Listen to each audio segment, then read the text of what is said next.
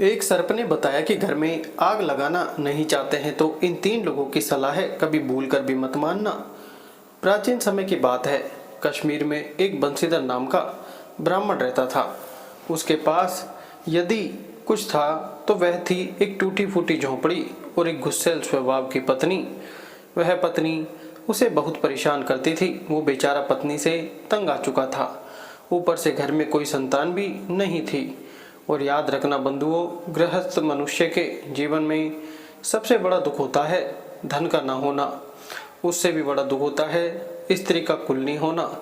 अगर घर में स्त्री शुद्ध विचारों की नहीं है, कलेश करने वाली है, तो धन माया चाहे आपके घर में कितनी ही भरी हो, वह इंसान कभी सुखी नहीं रह सकता। यदि घर की नारी अच्छे विचारों की है तो एक बार को आपके पास धन ना भी हो तो भी आप अपने जीवन में सुख का अनुभव करेंगे। इससे भी बड़ा दुख है दुष्ट संतान का होना। एक बार को संतान ना हो तो आप सुखी जीवन जी सकते हैं। यदि संतान दुष्ट निकली, मूर्ख निकली, तो फिर उस इंसान के जीवन में सबसे बड़ा दुख वही होता है। मौत तो एक बार मारती है, पर दुष्ट औरत और मूर्ख संतान छड़ छड़ मारती रहती है। दर्शक बंधुओं, पत्नी के अत्यंत गुस्सैल स्वभाव और कर्कश वाणी के कारण वंशीधर अपने घर से कुछ ज्यादा लगाव भी नहीं रखता था। वह सोचता था कि ईश्वर ने मेरे भाग्य में यही लिखा है तो यही सही, विधाता की मर्जी में कोई फेरबदल नहीं कर सकता। श्रोताओं, उसकी पत्नी के तेवर दिन पर दिन बिगड़ते रहे और पति का अपमान करना भी उसका निरंतर जारी रहा। कई बार जब वो घर के अंदर आता था तो पत्नी उसे गालियां देने लगती थी, कभी उस पर हाथ भी उठा देती थी। मित्रों, जब यह सब उसकी बर्दाश्त से बाहर हो गया तो उसने घर छोड़कर जाने का निश्चय कर लिया। ब्राह्मण देवता सोचने लगे कि अब इस घर में रहना ठीक नहीं है। अगली सुबह उसने अपनी पत्नी से कहा, हे भाग्यवान, मैंने सुना है कि कश्मीर के बाहर एक राजा है जो गरीब लोगों की मदद करता है। वह उन्हें बहुत धन देता है। मैं भी वहीं जा रहा हूँ। मैं भी अपना भाग्य आजमा कर देख लेता हूँ कि राजा के यहाँ से मुझे क्या मिलता है। ब्राह्मणी बोली, ठीक है, चले जाओ, मुझे कोई फर्क नहीं पड़ता। उसने यह बात कड़वे शब्दों में कही। बेचारा दुखी होकर के घर से निकल पड़ा। यात्रा के लिए कुछ जरूरी चीजें इकट्ठी की और जाने लगा। वो लगातार चलता रहा और कहीं पर भी नहीं रुका, जब तक कि वो एक जंगल के पास ना पहुंच गया तो वहां उसे एक तालाब दिखाई दिया जिसका जल बड़ा ही पवित्र था। वो वहीं पर रुक गया, अपना सामान नीचे रख दिया ताकि कुछ खा पी कर आराम कर सके। थोड़ा बहुत खाने के बाद वो एक पेड़ के नीचे लेटकर आराम करने लगा। जब वो सो रहा था तब क्या होता है कि सरोवर में एक छोटा सा नाग बाहर आता है और उस ब्राह्मण के झोले में घुस जाता है जिसमें ब्राह्मण ने खाने पीने का सामान रख रखा था। मित्रों, कुछ सरसर की आवाज सी हुई। वह आवाज सुनकर ब्राह्मण की नींद टूट गई। अब तो दर्शकों, वह अपने थैले को खोलकर देखने लगता है और जब उसने थैले में देखा तो थैले में एक नाग बैठा देखकर वह घबरा गया। उसने एकदम से झोली का मुंह बंद कर दिया और झोली को एक रस्सी से बांध दिया। तभी उसे ख्याल आया कि मेरी स्त्री बड़ी ही दुष्ट है, क्यों ना मैं वापस अपनी पत्नी के पास लौट जाऊं और यह थैला उसे ही खोलने को दे दूं। कहूंगा कि इसमें बहुत अनमोल वस्तु है। वो लोभी लालची तो है ही। जैसे ही वह इस थैले को खोलेगी वैसे ही यह सर्प उसको डस लेगा और वह मर जाएगी, तो मुझे उस झगड़ालू पत्नी से हमेशा हमेशा के लिए छुटकारा मिल जाएगा। मित्रों, ऐसी योजना बनाकर वह ब्राह्मण अपने घर की ओर लौट पड़ा। घर पहुंचते ही उसने अपनी पत्नी से कहा, हे प्रिय, मैं तुमसे दूर नहीं रह सकता, इसलिए देखो मैं लौट आया हूँ और यह देखो मैं तुम्हारे लिए क्या लाया हूँ। इतना कहकर उसने वो थैला अपनी पत्नी को भेंट कर दिया और कहा कि इसे खोलकर देखो, देखोगी तो एकदम खुश हो जाओगी। पत्नी ने भी लोभ बस उस थैले को पकड़ लिया। उसे क्या पता था इसमें भयंकर नाग बंद है। मित्रों, वह स्त्री झटपट उस थैले की गांठ खोलने लगी। ब्राह्मण एकदम से कहने लगा, अरे नहीं नहीं, यहाँ नहीं खोलना, ऊपर कमरे में जाकर देखो, अच्छी चीज हमेशा एकांत में देखते हैं। पत्नी बोली, हाँ हाँ चलो। अपने दोनों लोग देखते हैं। इस तरह बंशीधर की स्त्री उनका हाथ पकड़कर ऊपर कमरे में ले गई और उस थैले को खोलकर देखने लगी। इतने में ब्राह्मण ने कोई बहाना बनाया और वह कमरे से बाहर निकल आया और बोला, तू देख, तब तक मैं आता हूँ। ऐसा कहकर ब्राह्मण ने बाहर से दरवाज़ा बंद कर दिया और यह सोचकर खुश होने लगा कि अब तो नाग उसे ढसीलेगा। मुझे अब इस जल्लाद जैसी औरत से छुटकारा मिल जाएगा। मित्रों, कमरे के अंदर उसकी पत्नी ने जैसे ही थैले की गांठ खोली वैसे ही एक सांप बाहर निकल आया। उसने झोली एक तरफ फेंक दी और चिल्लाने लगी, सांप सांप मुझे बचाओ। अब तो वह भागकर कमरे से बाहर आने लगी, मगर दरवाज़ा तो बाहर से बंद था। दरवाज़ा खोलो, ऐसा कहकर वह जोर जोर से चिल्लाई। ब्राह्मण कहने लगा, अरे भाग्यवान, परेशान क्यों होती हो, मैं भी खोलता हूँ, कृपया थोड़ी देर ठहरो। ब्राह्मण ने इतना कह तो दिया, मगर उसने दरवाज़ा नहीं खोला। तभी कमरे में से एक प्रकाश सा उभरा और उस प्रकाश पुंज के पीछे से एक आकृति दिखाई देने लगी। उसने देखा कि वहाँ अब वो सांप नहीं है, बल्कि एक बहुत सुंदर छोटा सा तेजवान बालक है। बालक को देखते ही एकदम ब्राह्मणी प्रसन्न हो गई। उसने अपने पति को बुलाया, मगर वो डर की वजह से अंदर नहीं जा रहा था। वो तो यह सोच रहा था कि अंदर कोई सांप है, अगर वो अंदर गया तो उसे भी सर्प डस लेगा, उसकी स्त्री को तो डस लिया होगा। मित्रों, उधर ब्राह्मणी कहने लगी, देखिए कितना सुंदर बालक है, इस बार तो सच में आप बहुत अच्छी भेंट लेकर आए हो। आपने यह भेंट देकर मुझे जीवन की सबसे बड़ी खुशी दे दी है। अब मैं आपसे कभी नाराज नहीं होंगी और मैं आपसे कभी नहीं लड़ूंगी। एक बार अंदर तो आइए। पत्नी की बातें सुनकर के ब्राह्मण ने दरवाजा खोला और वो कमरे के अंदर गया तो उसने भी जब उस बालक को निहारा तो वह भी खुशी से गदगद हो गया। बालक को देखकर वह अपने सारे दुख भूल चुका था। उसने अपने बेटे और पत्नी को चूमा। दोनों पति पत्नी बड़े प्रसन्न हो गए। मित्रों, अब वे दोनों उस बालक के साथ सुख से रहने लगे। उस बालक के आते ही जैसे ब्राह्मण के भाग्य ही खुल गए हों। कुछ ही दिनों में वो एक धनी व्यक्ति बन गया और धन बढ़ने से उसका हर तरफ सम्मान होने लगा। उसका बेटा जितना बड़ा होता गया उतना ही सुंदर होता गया। श्रोताओं, ब्राह्मण और उसकी पत्नी ने उस बालक का नाम मदन सेन रखा। वो बालक रूप, गुण, बल में, बुद्धि में बहुत तेज था। 4 वर्ष का बालक इतना बुद्धिमान था कि बड़ों बड़ों को बहस में हरा देता था। हालांकि उसको दूसरे बालकों की तरह विद्यालय नहीं भेजा गया, मगर फिर भी उन बच्चों से ज़्यादा होशियार था। वो सभी भाषाएं जानता था, हमेशा ज्ञानी लोगों की तरह ज्ञान की बातें करता था। उसमें असीम शक्तियाँ थीं। धीरे धीरे बालक मदन से जब युवा हो गया तो उसने अपने पिता से पूछा, पिताजी क्या यहाँ आसपास कोई पवित्र जलाशय नहीं है? पिताजी कहने लगे, बेटा जलाशय का तुम क्या करोगे? बेटे ने कहा, पिताजी मैं पवित्र जलाशय में स्नान करना चाहता हूँ। मेरी कई दिनों से इच्छा है। बहुत समय से मेरी एक सरोवर में नहाने की इच्छा हो रही है, परंतु वो सरोवर एक शुद्ध होना चाहिए, नहीं तो मैं अशुद्ध हो जाऊंगा। ब्राह्मण ने कुछ ऐसा सोचा और फिर कहा, बेटे हमारे आसपास तो ऐसा कोई जलाशय नहीं है, मगर राजा के बाग में एक बड़ा सुंदर पोखर है। उस बाग के चारों ओर एक ऊंची दीवार है। बाग के मुख्य द्वार पर राजा के सैनिक बैठे रहते हैं। उस बाग में जाना तो असंभव है। लड़का बोला, पिताजी आप मुझे बस बाग दिखा दीजिए कि वो बाग कहाँ है। तब वंशीधर कहते हैं, नहीं नहीं, वह हमारा वहाँ जाना उचित नहीं है। अगर राजा के लोगों ने, सिपाहियों ने हमें देख लिया तो महाराज को खबर लग जाएगी और वह हमें जिंदा नहीं छोड़ेंगे। वो बालक कहने लगा, नहीं पिताजी आप डरिए मत, आप मुझे बाग में ले चलिए, हमें कुछ नहीं होगा। आप तो जानते ही हैं कि मेरे पास कितनी शक्तियां हैं। मैं कोई साधारण युवक नहीं हूँ, मगर फिर भी हमें ध्यान तो रखना ही होगा, क्योंकि आपके लिए तो मैं आपका बेटा ही हूँ। आप मुझ पर विश्वास रखिए। मित्रों, वह बालक बंशीधर से ज़्यादा ही जिद करने लगा तो वह ब्राह्मण उसे राजा के बाग की तरफ लेकर चल देता है और कुछ ही देर में दोनों बाग के पास पहुंच गए। उधर नागदेव मदन सेन ने देखा कि बाग की दीवारें बहुत ऊंची ऊंची हैं, इन पर चढ़ना तो आसान नहीं है, तो वह एक छिद्र तलाशने लगा। थोड़ी देर के बाद आखिर उसे एक छोटा सा छिद्र दीवार के नीचे दिखाई दिया तो वह बड़ा प्रसन्न हो गया।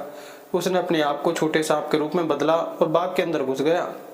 अंदर जाकर उसने एक पवित्र स्वच्छ पानी का तालाब देखा तो उसने अपना रूप बदल लिया और एक सुंदर युवा राजकुमार के रूप में परिवर्तित हो गया। उस निर्मल जलाशय में स्नान करने लगा। मित्रों, जब वह नाग सुंदर राजकुमार के रूप में उस सरोवर में स्नान कर रहा था। उस समय राजकुमारी मोहिनी अपनी सहेलियों के साथ बाग में मौजूद थी। राजकुमारी ने पानी की आवाज़ सुनी तो उसने अपनी दासियों को देखने के लिए भेजा कि देख कर आओ बाग में कोई आया तो नहीं आया है, परंतु जब तक दासियां उस सरोवर के पास तक पहुंचती है तब तक वो युवक छोटे से सांप का रूप धारण करके बाग से निकल कर जा चुका था। मित्रों, इस तरह वह ब्राह्मण पुत्र रोज बाग में स्नान करने चला आता है। धीरे धीरे कई दिन बीत गए। एक दिन की बात, वो रोज की तरह बाग में जाकर नहाने लगा। संयोग से उस दिन भी राजकुमारी बाग में मौजूद थी। राजकुमारी ने फिर पानी की आवाज़ सुनी तो उसे लगा कि जैसे उसके सरोवर में कोई नहा रहा है। यह सुनकर उसे बड़ा गुस्सा आया। उसने फौरन अपनी दासियों से कहा, कौन है यह दुष्ट जो मेरे बाग में, मेरे तालाब में नहाने की हिम्मत कर रहा है? देख कर आओ और जो भी हो उसे पकड़ कर ले आओ। श्रोताओं, राजकुमारी मोहिनी की बात सुनकर दासियां चली जाती हैं, मगर इस बार भी वे नाग को नहीं देख पाई क्योंकि वह तब तक वहां से जा चुका था। इस तरह अगले दिन जब वो नाग सुंदर राजकुमार बनकर उस तालाब में नहाने लगा तो उस दिन राजकुमारी उसी तालाब के आसपास बैठी थी।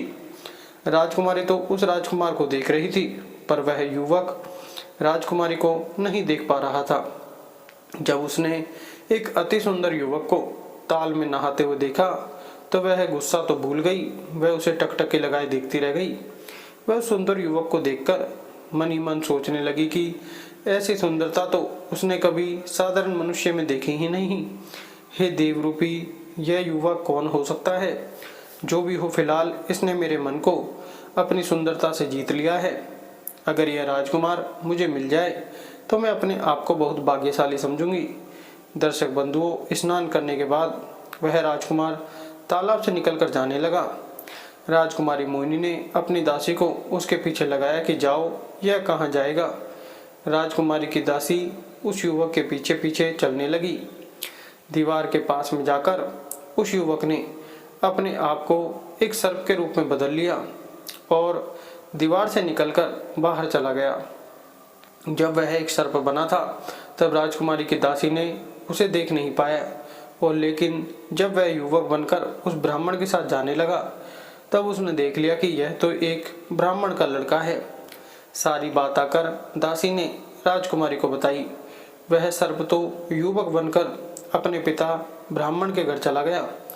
इधर राजकुमारी उस ब्राह्मण कुमार पर दिलो जान से मर चुकी थी। उसके जाने के बाद राजकुमारी को बिल्कुल भी अच्छा नहीं लग रहा था। वह अपनी दासियों के साथ अपने घर लौट आई और अपनी माता के पास पहुंच जाती है।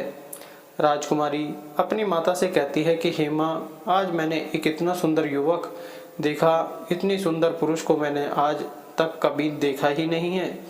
माँ, उस युवक ने मुझे पागल कर दिया है। मैं विवाह करूंगी तो उसी ब्राह्मण कुमार के साथ, अन्यथा सारी जिंदगी कुंवारी बैठी रहूंगी। मैंने पता करवाया है, वो अपने नगर के एक वंशीधर ब्राह्मण का पुत्र है। आप पिताजी से कहकर किसी तरह से मेरा विवाह है उसी के साथ करवा दो। मुझे उस युवक से प्रेम हो गया है। मित्रों, रानी ने यह बात राजा को बताई। राजा अपनी बेटी के पास गए और कहा, मेरी प्रिय पुत्री, तुम जिस भी राजकुमार के साथ विवाह करना चाहो मैं करा दूंगा। मैं सभी अच्छे अच्छे राजकुमारों को यहाँ बुलवाऊंगा। तुम्हारे लिए एक स्वयंवर का आयोजन करूंगा। तुम जिसको भी चाहो उसे अपना पति स्वीकार कर लेना। राजकुमारी मोहिनी ने कहा, पिताजी, आपको स्वयंवर करने की कोई ज़रूरत नहीं है। मैं अपना वर तलाश कर चुकी हूँ। राजा ने पूछा, कौन है वह खुशनसीब जो हमारी प्यारी पुत्री का पति होगा? तब राजकुमारी कहती है, पिताजी, वो युवक एक ब्राह्मण का पुत्र है। उसके रूप और गुणों के समान दुनिया में और कोई नहीं हो सकता। मैं तो उसे अपना ही पति मान चुकी हूँ। राजकुमारी की बात सुनकर राजा कहने लगा, तुम्हें मालूम भी है कि यह तुम क्या कह रही हो? राजा कहने लगा, पुत्री, तुम एक राजा की बेटी हो और वह ब्राह्मण एक साधारण सा व्यक्ति है। मैं कैसे उसके साथ तुम्हारा विवाह कर दूं? मैं राजा हूं तो मैं किसी राजकुमार को ही तलाश करूंगा। उससे विवाह करके क्या तुम उस गरीब ब्राह्मण के घर में खुश रह पाओगी? बेटी, मित्रता और विवाह संबंध हमेशा बराबर वालों में ही शोभा देते हैं। धरती और आकाश का कभी मिलन नहीं हो सकता है। बेटी, अगर तुम कहो तो मैं तुम्हारे लिए दुनिया का सबसे सुंदर राजकुमार तुम्हारे घर बुलवा दूं। तब राजकुमारी कहने लगी, नहीं पिताजी, इससे क्या फर्क पड़ता है कि वह गरीब है या नहीं है। मैंने तो उस ब्राह्मण के बेटे को अपना पति मान लिया है। मैं किसी और को अपना पति स्वीकार नहीं कर सकती। मुझे विवाह भी उसी से करना चाहिए जिससे मैंने प्रेम किया है। राजा कुछ दिनों तक सोचते रहे और आखिर में उन्होंने अपनी बेटी की प्रसन्नता को ध्यान में रखते हुए बंसी ब्राह्मण को बुलाने की आज्ञा दे दी। जब वो ब्राह्मण राजा की आज्ञा को सुनता है तो चिंता में पड़ जाता है। वो सोचने लगता है कि मुझे महाराज ने क्यों बुलवाया है। कहीं उसको इस बात का पता तो नहीं चल गया कि मेरा बेटा राजकुमारी के बाग में नहाने जाता है, या हो सकता है वह मुझे यह पूछना चाहता हो कि मैं इतना गरीब था और इतना धनवान कैसे बन गया, या फिर कोई और भी बात हो सकती है। मित्रों, इसी चिंता में वह सारी रात सो नहीं पाया और जब प्रातःकाल हुआ तो डरता डरता ब्राह्मण महाराज के दरबार में पहुंच जाता है। और महाराज के दरबार में जब पहुंचा तो राजा साहब उसे देखकर मन में विचार करने लगे कि क्या इसी के बेटे के साथ मुझे अपनी बेटी का विवाह करना होगा। अगर मैंने ऐसा किया तो दूसरे राजा क्या कहेंगे, मेरे मंत्री संतरी क्या कहेंगे। काफ़ी सोच विचार के बाद राजा ने अपनी बेटी के पक्ष में ही फैसला सुनाया कि एक पिता को और क्या चाहिए, उसका बेटा बेटी खुश रहे। अब तो राजा ने निश्चय किया कि वह अपनी बेटी की खुशी के लिए उसका विवाह उसी ब्राह्मण के बेटे के साथ करेगा। उन्होंने कहा, ब्राह्मण महाराज, मैंने सुना है कि आपका बेटा गुणवान है और बहुत सुंदर है। क्या आप उससे मेरी बेटी के साथ विवाह करने की अनुमति देंगे। ब्राह्मण कहने लगा, महाराज, आप महान हैं, आप अति बुद्धिमान हैं और समस्त प्रजा के पालक हैं। मैं तो केवल आपकी प्रजा का एक सदस्य हूँ। आपको जो अच्छा लगे आप वो कीजिए। आपका आदेश ही मेरे लिए सिर आंखों पर है। राजा और प्रजा दोनों सुखी रहे, मेरे लिए इससे अधिक भला और क्या हो सकता है। राजा ने कहा, तो ठीक है, हम राज ज्योतिषियों को बुलाते हैं और विवाह का मुहूर्त निकलवाते हैं। मित्रों, इधर ब्राह्मण वंशीधर राजा के महल से निकलकर अपने घर की ओर चल देता है, मगर वो प्रसन्न भी था और दुखी भी था। प्रसन्न इसलिए था कि उसके बेटे का विवाह राजा की बेटी के साथ होने जा रहा था, और दुखी इसलिए था कि इतनी बड़ी शादी का खर्चा वह कैसे उठा पाएगा। राजा महाराजाओं जैसी बारात लेकर वह कैसे जा पाएगा। कहाँ समुद्र और कहाँ एक लोटा पानी, कहाँ कांच और कहाँ मण, इनकी कभी समानता हो सकती है। जब वह घर पहुंचा तो उसने सारी बात अपने बेटे और पत्नी को बताई। तो मदनसेन कहने लगा, पिताजी, आप चिंता मत कीजिए, सारी व्यवस्था हो जाएगी। आप महाराज के पास जाकर यह पूछ लीजिए कि क्या वे मुझे एक साधारण से दूल्हे के रूप में देखना चाहते हैं या फिर बहुत सुंदर बारात के रूप में बुलाना चाहते हैं। वे अपने द्वार पर कैसी बारात बुलाना चाहते हैं। जो महाराज की इच्छा होगी हम उसी तरह की बारात लेकर चलेंगे। बेटे की बात सुनकर ब्राह्मण कहने लगा, पुत्र, यह तुम क्या कह रहे हो। मैं धनवान जरूर हूँ, मगर एक राजा का क्या मुकाबला कर सकता हूँ। पुत्र ने समझाया, पिताजी, आप चिंता मत कीजिए, मेरे पास ऐसा खजाना है जो हमारी सभी ज़रूरतों को पूरा कर देगा। आप निश्चिंत होकर उनसे पूछ कर तो आइए कि महाराज किस तरह की बारात बुलाना चाहते हैं। दर्शक बंधु, अगले दिन वंशीधर महाराज के दरबार में पहुंच जाता है और महाराज से प्रसन्नतापूर्वक मिलकर पूछता है कि हे राजन, हम कैसी बारात लेकर आपके द्वार पर आए, अब वैसी हमें आज्ञा दीजिए। राजा ने कहा, ब्राह्मण देव, यदि आप पूछ ही रहे हैं तो जाओ, जैसे जैसे राजा महाराजाओं की बारातें आती हैं वैसी ही बारात लेकर आना। अब देखिए मित्रों, मदनसेन ने अपने पिताजी से कहा कि पिताजी, मेरा यह पत्र, आप इस पत्र को ले जाइए और जिस सरोवर से आप मुझे उठाकर लाए थे उसी सरोवर पर इस पत्र को रखाइए। बारात की और धन की सारी व्यवस्था अपने आप हो जाएगी। मदनसेन के कहने पर वो ब्राह्मण एक पत्र लेकर के उसी सरोवर पर पहुंच जाता है और वह पत्र उसने पानी में डाल दिया।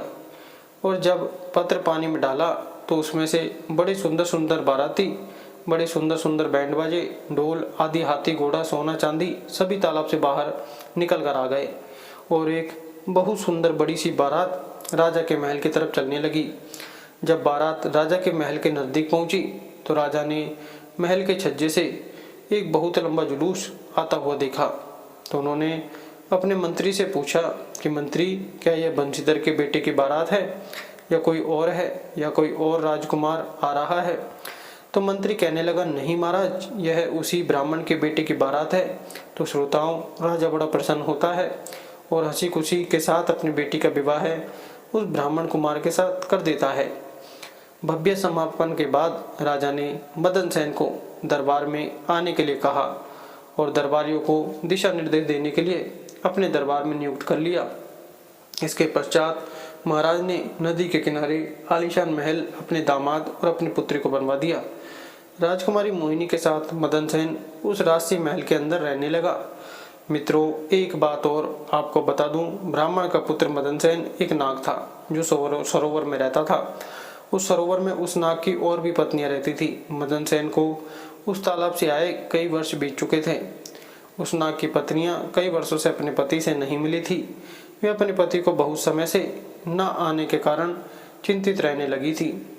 उन्होंने अपने पति को ढूंढने और उसे वापस लाने के लिए योजना बनानी शुरू कर दी। जब उन्हें यह मालूम चला कि उसने मनुष्य का रूप धारण करके एक मोहिनी नाम की राजकुमारी से विवाह कर लिया है, तो समस्त नाग पत्नियां बहुत क्रोधित हुईं, क्योंकि एक स्त्री कभी अपने पति की दूसरी स्त्री को बर्दाश्त नहीं कर सकती। उन नाग पत्नियों में से एक ने अपने पति को वापस लाने की जिम्मेदारी ली। उसने एक नारी का रूप धारण किया और मदन सेन के महल की तरफ कांच के बर्तन लेकर चल पड़ी। उसने सोचा कि जब हमारा पति इन कांच के बर्तनों को देखेगा तो उसे अपने नाग पत्नियों की याद आएगी। मित्रों, इस प्रकार वह औरत कई दिनों तक प्रतीक्षा करती रही। आखिर एक दिन वो मोहिनी से मिलने में कामयाब हो गई। उसने देखा कि मदन सेन घर से बाहर गया हुआ था, तो उसने कांच के बर्तन मोहिनी को भेज दिए और फिर वह वहां से चली गई। शाम को जब मदन सेन वापस घर आता है तो उसने अपने घर में कांच के बर्तनों को रखा देखा तो अपनी पत्नी मोहिनी पर बहुत गुस्सा करता है। उसने तुरंत अपनी पत्नी मोहिनी से कहा कि वह इसी समय इन कांच के बर्तनों को तोड़कर फेंक दे। मित्रों, अपने पति के कहने पर मोहिनी ने वह कांच के बर्तन टुकड़े टुकड़े करके फेंक दिए। फिर मदन सेन समझाने लगा कि देखो, आज के बाद कभी ऐसे धोखेबाज स्त्रियों के बहकावे में मत आना, किसी से कोई भी वस्तु मत खरीदना। अक्सर ऐसी स्त्रियों को दूसरों की खुशी देखी नहीं जाती, इसलिए वे ऐसी चीज उनके घर में दे जाती हैं ताकि उनका घर टूटकर बिखर जाए। आजकल लोग अपनी खुशियों को पाने के लिए दूसरे की खुशियों की बलि चढ़ा देते हैं। श्रोताओं, जब पहली नागिन की चाल विफल हो गई तो दूसरी ने बीड़ा उठाया। उसने एक फूड स्त्री का रूप धारण किया और वो भी अवसर पाकर राजकुमारी मोहिनी के पास पहुंच गई और उसने बड़ी दुखित होकर के राजकुमारी मोहिनी को अपनी दुख भरी कथा सुनाई कि हे राजकुमारी, मैं एक दुखी स्त्री हूँ, मेरा पति मुझे छोड़कर चला गया है, कृपया मेरी सहायता करें। उस नागिन ने बताया, हे बहन, मेरे फूहड़ पति ने एक दूसरी स्त्री से शादी कर ली है और वो कोई और नहीं, आपका ही पति है। मित्रों, नागिन की बात सुनकर के मोहिनी को बड़ा धक्का सा लगा और बड़ा गुस्सा भी आया। राजकुमारी सोचने लगी कि मैं भी क्या एक फूहड़ इंसान से शादी कर बैठी। तब वह नागिन कहने लगी, हे राजकुमारी, मेरा पति मुझे लौटा दो। तुम्हारी क्या है, तुम तो एक राजकन्या हो, आपके लिए तो कई राजकुमार मिल जाएंगे, इसलिए आप मेरा पति मुझे वापस कर दीजिए। अगर आपको विश्वास नहीं हो रहा है मेरी बातों पर, तो आप अपने पति की परीक्षा लेकर देख लो। राजकुमारी बोली, मैं कैसे परीक्षा लूँ बहन? तो उसने जवाब दिया कि आप अपने पति को पानी में उतरने के लिए कहिए। यदि वह पानी में डूब जाए तब तो मेरा पति है, अगर ना डूबे तो आपका पति है। मित्रों, इतना कहकर वह नागिन पानी के अंदर वापस चली जाती है। इधर जब शाम का वक्त होता है और नाग मदन सेन अपने महलों में आता है तो राजकुमारी मोहिनी ने उसे पूरी कहानी सुनाई कि तुमने मेरे साथ धोखा किया है, तुम किसी और के पति हो। तब मदन सेन पूछता है, प्रिय, तुम्हें यह सारी बातें कौन बताता है? तब राजकुमारी कहते कि एक स्त्री आई थी, उसी ने मुझसे कहा था कि वह तेरा पति नहीं, मेरा पति है। दूसरी स्त्री की बात सुनकर मदन सेन समझ गया कि जरूर वो उसकी नागिन होगी। वह एकदम से मोहिनी को समझाने लगता है, हे प्रिय, अगर तुम्हारे पास कोई स्त्री आई थी तो ध्यान रखना वो असली मनुष्य नहीं थी, वो कोई ऐसी स्त्री थी जो रूप बदलकर तुम्हारे पास आई थी। वह हमें अलग करना चाहती है। ऐसे लोगों पर विश्वास नहीं करना चाहिए। संसार में कुछ लोग ऐसे जरूर होते हैं जिनसे दूसरों की खुशियाँ नहीं देखी जाती। न जाने लोग क्यों दूसरों को हंसता खेलता नहीं देखना चाहते। वे अपने दुख से दुखी नहीं होते, दूसरों के सुखों से उन्हें बड़ी तकलीफ होती है। दिन रात छाती जलती रहती है। नाक बोला हे प्रिय, इन 3 लोगों की कभी सलाह मत मानना। यह हमेशा घर फोड़ ही बात करते हैं। नंबर 1, जो आपका पूर्व का बैरी हो और उसकी अपेक्षा आपने ज़्यादा तरक्की कर ली हो। अगर वह आपको सलाह देगा तो आपको अच्छी सलाह नहीं देगा। दुश्मन की तरक्की कभी दुश्मन को अच्छी नहीं लगती, इसलिए इनसे बच के रहना। नंबर 2, जो चुगली करता हो, इधर की बात उधर करता हो, धन का लोभी हो, धूर्त हो, जो आपसे अपनी स्वार्थ पूर्ति करना चाहता हो, वो आपको हमेशा ऐसी सलाह देगा जिससे आपको नुकसान हो और आपको फ़ायदा हो, उसको फ़ायदा हो। इसलिए मनुष्य को इनसे हमेशा बचकर रहना चाहिए। नंबर 3, एक जैसा काम करने वाला धन, बल रूप में जो आपके समान हो, व्यापारी कपट करने वाला, अनजान व्यक्ति, अनजान स्त्री, इनसे कभी सलाह नहीं लेनी चाहिए। जो व्यक्ति घर फोड़ी बात बताए वह कभी आपका हितैषी नहीं हो सकता। ऐसे लोगों पर कभी विश्वास नहीं करना चाहिए। दर्शक बंधु, राजकुमारी कहने लगी, नहीं महाराज, मैं आज से इन लोगों की सलाह कभी नहीं मानूंगी। इस तरह वह राजकुमारी और राजकुमार सुखपूर्वक जीवन यापन करने लगते हैं। मित्रों, अब यह तो जान ही चुके हैं कि वह कौन सी 3 लोगों की सलाह नहीं लेनी चाहिए। तो मित्रों, कैसे लगा? दोस्तों, वीडियो अच्छी लगी तो वीडियो को लाइक करें, चैनल को सब्सक्राइब जरूर करें। धन्यवाद।